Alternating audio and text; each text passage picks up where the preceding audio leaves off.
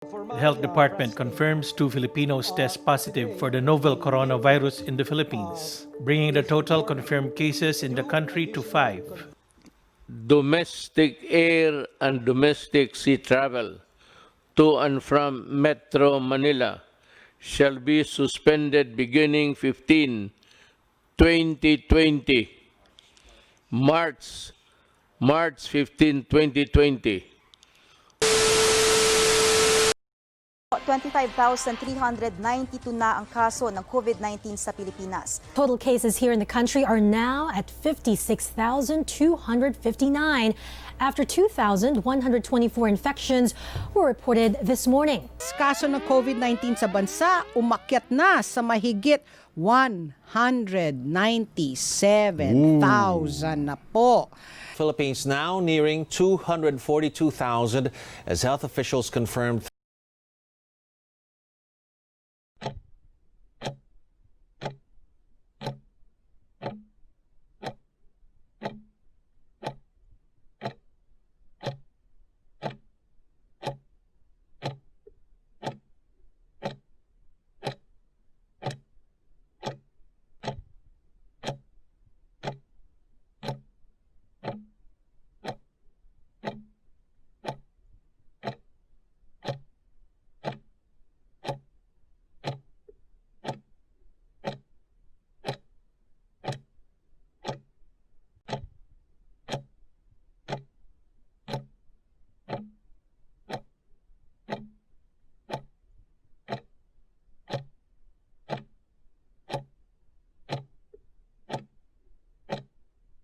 Time to prioritize your mental health now.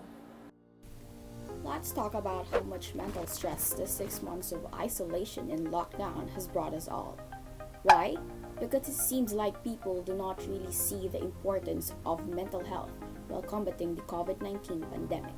Each day, a growing number of COVID-19 patients and death tolls are being reported by the Department of Health. Strict implementation of social distancing, isolation, loss of job, online schooling, and a blink of an eye, everything drastically changed.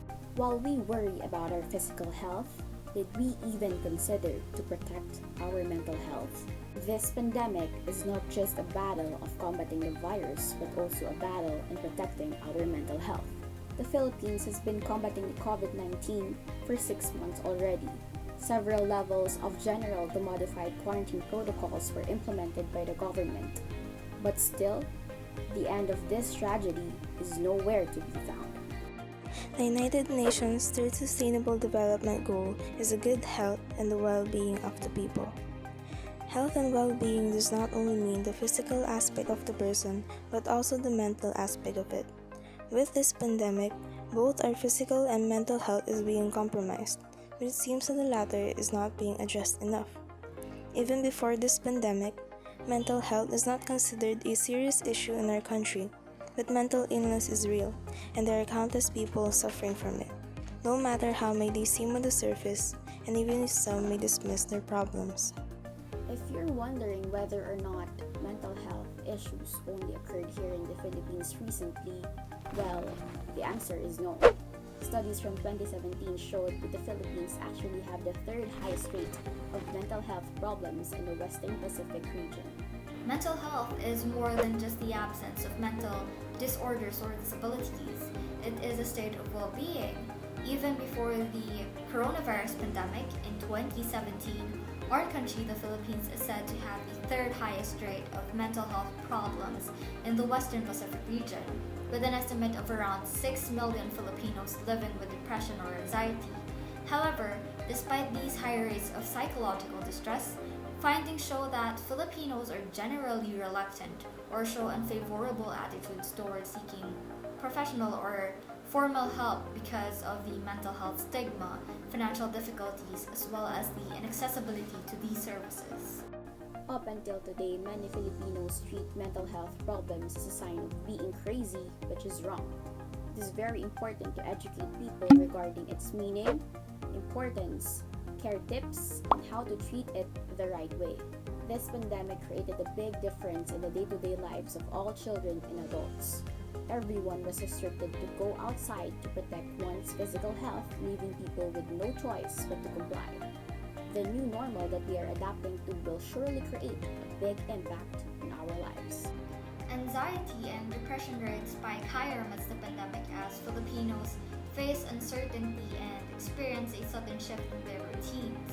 The months-long lockdown entailed temporary unemployment to many Filipinos, thereby making it difficult for them to provide for their families as they were left with little or no money. Some were unable to go home as they were left stranded. The implementation of the preventive measures also limited the social interactions, and many mourn as they experience the death of their loved ones. Moreover, there is this constant fear of contracting the virus itself. Even with their easy access with technology, there are still many individuals who are not knowledgeable enough with the alarming impact of the COVID-19 pandemic to the mental health of all Filipinos. Recent reports of suicide due to depression manifest the mental health effects of this pandemic. Increased unemployment alone often leads to increased rates of alcoholism, drug abuse, domestic violence, and even suicide. Threatening events, the uncertainty of things, and the feeling of being out of control are all toxic to one's mental health. The coronavirus pandemic brings potential long-term mental health effects to an individual, while people with a history of mental illness are at risk of relapse. Mental health is an issue the Philippine government has been trying to raise since the ban. But during this pandemic, the effectiveness of their existing programs and their preparedness to face this problem was further revealed. The Philippine government established programs and legislations in an attempt to alleviate the fears and concerns of the public regarding mental health. One example would be the Republic Act No. 11306 or the Mental Health Law. It proposes a mental health policy that aims to enhance integrated mental health services, the promotion of mental health services, protection of people who use said services, and the establishment of a Philippine Mental Health Council. Initially, before the passing of this law, the Philippines were among a minority of countries without any mental health legislation. Practitioners were in a gray area as there were no guidelines on the legal and ethical aspects regarding their practice. And another one would be the DOH's program for people with suicidal tendencies and mental health issues, which would be the National Mental Health Crisis Hotline or the NCMH Crisis Hotline. Now, this was also fruit of the provisions from RA 11306, and now the NCMH Crisis Hotline provides various mechanisms to supplement suicide intervention, prevention, and response strategies with an amplified attention towards the concerns of the youth. Now, according to the late Dr. Roland Cortez, the previous head of the NCMH, that people are experiencing depression now more than ever during this quarantine period, and that the average calls that the hotline received increased from 400 to 500 average monthly calls. And now, as reflected in the numbers, there are a lot of people seeking help or wanting mental health assistance, but the programs we have in place right now are not enough. This is proven to be true because presidential spokesperson Harry Roque even commented that the suicidal rates in the Philippines are now increasing and that they are seeking help from the clergy to help curb the number down. Even with the existing programs of our government, there is still an increasing number of mental health problems here in the Philippines. And what do they lack? Research, implementation, and public awareness. Mental illness is not just something that could be fixed in a number of days or with a specific dosage of medication. It is a long process. With that being said, it is very important to do something before it's too late. We should know how to take care of our own mental health during and even after this pandemic. Let's all watch this. Here are some tips that are useful in taking care of yourself and other people's mental health. Accept what you feel. You should always remember that your feelings are valid and that they matter. You should be aware of it and not feel invalidated by what you feel and what others say about you. Accepting your emotions such as sadness and fear can lead to a better emotional balance which lessens your anxiety. Remember, that there is a great need to accept it before you could deal with it. Social contact. Don't forget to connect, for social interaction is critical for mental health. Social connections provide emotional support, which helps reduce the damaging effects of stress and fosters a sense of meaning and purpose in life. So even though you cannot meet up with your friends, it is important to keep in touch with people who care for you via social media and other mediums. Know the people who you can contact for support if your mental health declines. Find time for yourself. When everything seems so stressful, find things that will help you feel relaxed and calm. Do things that you enjoy the most, such as binge watching a series, eating your favorite chocolate, listening to K-pop songs, and so on. Filter your feeds. It is also important to reduce what you watch, read, or listen to, especially news that makes you feel anxious or distressed. Filtering your social media accounts will lessen the times that you will get to encounter media that might trigger you. Do not forget to rest. Even though academic tasks are being thrown by different subjects, it is still important to have enough rest.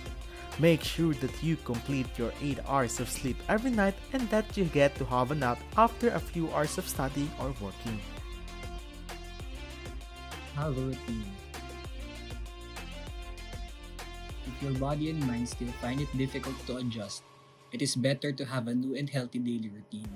Having a routine will help you wake up in the morning at ease and to be able to get a good night's sleep at night. This also gives you enough time to work out, to take a bath, to study, to have your meals, and to have time to relax. Know where to get immediate help in terms of crisis. Mental health helplines offer confidential or anonymous support, out-of-hours support, crisis resolution, or specialist advice. Many callers find helplines as a strong source of support during crisis. Take note of the helplines and suicide prevention hotlines here in the Philippines. These include the NCMH Crisis Hotline, Helpline, and In Touch Community Services.